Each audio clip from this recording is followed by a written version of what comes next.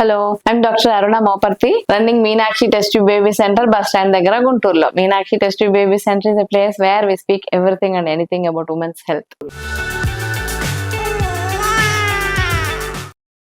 ఈ రోజు వీడియోలో చాలా కామన్ గా ఓపీలో అడిగే డౌట్ ఏంటంటే, డెలివరీ అయిపోయినాక లేకపోతే అబార్షన్ అయిపోయినాక ఎన్ని రోజులు భార్యాభర్తలు ఇద్దరు కలవకుండా దూరంగా ఉండాలి అనేది కామన్ క్వశ్చన్. పాపం చాలా మొహమాటంతో అడగాల వద్దా, ఎలా తెలుసుకోవాలని టెన్షన్ పడుతూ వర్రీ అవుతూ అడుగుతుంటారు. అందుకని మీకు ఆ కామన్ ప్రాబ్లం క్లియర్ చేయడం కోసం ఈ వీడియో చేస్తున్నాను అనమాట. యూజువల్ గా డెలివరీ అయినా లేకపోతే అబార్షన్ అయినా కూడా హార్మోన్స్ చేంజెస్, మన బాడీలో ప్రెగ్నెన్సీలో వచ్చే బాడీ చేంజెస్, గర్భసంచి లావుగా వాసిపోయి సన్నగా అయిపోవడానికి, హార్మోన్స్ అన్ని నార్మల్ అవ్వడానికి, ఈ వైట్ డిశ్చార్జ్ కొంచెం కొంచెం ఒక 2-3 నెలల దాకా బ్లీడింగ్ కొంచెం అవుతూ ఉంటుంది కదా, ఇవన్నీ హార్మోన్స్ చేంజెస్ అన్ని అవ్వడానికి ఒక 6 to 8 వీక్స్ టైం పడుతుంది అనమాట. 2 నెలలు, గట్టిగా 2 నెలలు టైం పడుతుంది. సో ఈ 2 months లో మీకు హార్మోన్ డిస్టర్బెన్సెస్ ఒక్కటే కాకుండా ఇంకా బేబీతో కూడా డిస్టర్బెన్సెస్ ఉంటాయి. అప్పుడే పుట్టిన బేబీ, దానికి ఫీడింగ్ ఇవ్వడానికి కష్టం అవుతూ ఉంటుంది, పాలు ఇవ్వడానికి కూర్చొని నడువులు నొప్పులు పుడుతూ ఉంటాయి, లేకపోతే బేబీ నైట్ టైం ఏడుస్తుందని నిద్ర రాకుండా తక్కువ నిద్రపోతూ ఉంటారు. సో ఈ చేంజెస్ అన్ని కరెక్ట్ అయిపోయి బేబీతో మదర్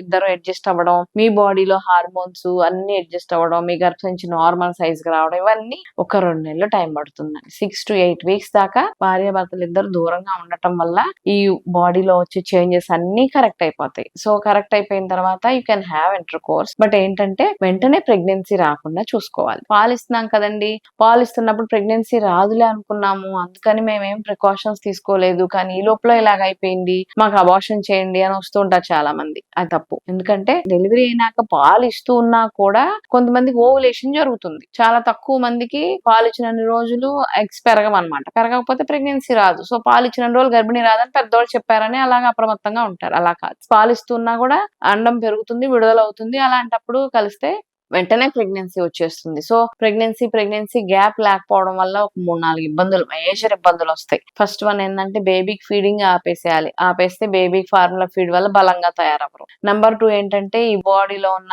కాల్షియం ఇవన్నీ డిప్లీషన్ వచ్చేస్తాయి ఫీడింగ్ ఇచ్చేటప్పుడు. ప్రెగ్నెన్సీ అప్పుడు రక్తం తక్కువ ఉంటుంది. ఇవన్నీ సెటిల్ అవ్వడానికి కూడా మీకు ఒక 6 months to 1 year టైం పడుతుంది. నార్మల్ డెలివరీ అయినా కూడా 1 year దాకా గ్యాప్ ఉండటం వల్ల ఇవన్నీ మళ్ళీ రీప్లేస్ అవుతాయి అనమాట. మీకు పోయిన బ్లడ్ అంతా తిరిగి వస్తుంది, కాల్షియం నార్మల్ అయిపోతుంది, మీ బేబీ కూడా గ్రో అవుతుంది. సో నార్మల్ డెలివరీ అయితే మినిమం 1 year గ్యాప్, లేదు కాన్పు ఆపరేషన్ చేయించుకొని సిజేరియన్ ఆపరేషన్ తో డెలివరీ అయ్యారంటే 2 years గ్యాప్ ఉండటం వల్ల వేసిన కుట్లు కూడా డ్యామేజ్ అవ్వకుండా ఉంటాయి అనమాట. సో ఇంటర్ కోర్స్ అవ్వడం కాకుండా మీరు ఆ టైంలో ఇంటర్ కోర్స్ అప్పుడు కాంట్రసెప్షన్ హాస్పిటల్లోకి రాకపోయినా కూడా బ్యారియర్ కాంట్రసెప్షన్ కాండమ్స్ అలాంటివి వాడుకోవచ్చు. లేదు 3-4 months అయిపోయింది, ఇంకా అత్తగారింటికి వెళ్తున్నామని వస్తారు కొంతమంది తెలివిగా, అలాగా వచ్చేసి ఆ టైంలో కాపర్టీ లాంటి, మల్టీలోడ్ లాంటి ఇప్పుడు లేటెస్ట్ చాలా వస్తున్నాయి ఇన్ఫెక్షన్స్ రాకుండా ఉండేవి, అవేమన్నా వేయించుకుంటే కూడా నేను చెప్పిన టైం గ్యాప్ తీసుకోవచ్చు. సో ఈ మెజర్స్ తీసుకొని ఈ గ్యాప్ ప్లస్ కాంట్రసెప్షన్ 2 వాడటం వల్ల అప్పుడే డెలివరీ అయిన చిన్న బేబీకి 100% కేర్ ఇవ్వగలుగుతారు.